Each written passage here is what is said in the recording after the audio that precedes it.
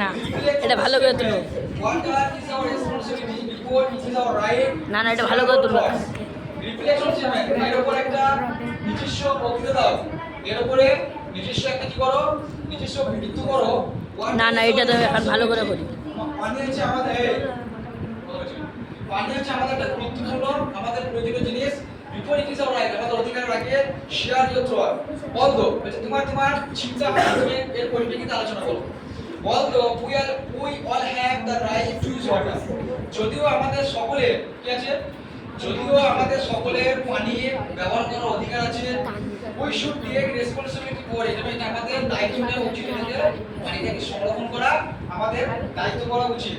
We need to be careful not to waste water and keep the available water.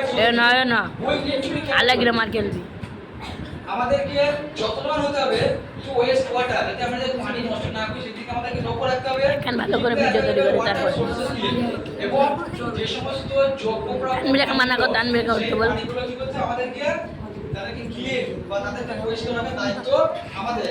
If we pollute the water, আনবিরাকে মানা করতে আনবিরাকে মানা কর। or waste it or এটাকে নষ্ট করি, we might not be able to get enough water for ourselves আল্লাহ কে তুমি দেবি। তাহলে কি হবে, we might not be able to get enough water। তাহলে আমরা ভবিষ্যৎ প্রজন্মের জন্য যে পানি থাকা প্রয়োজন বা যে জল থাকা প্রয়োজন, সেই জল কিন্তু আমরা কি করতে পারবো না, আর ব্যবহার করতে পারবো না।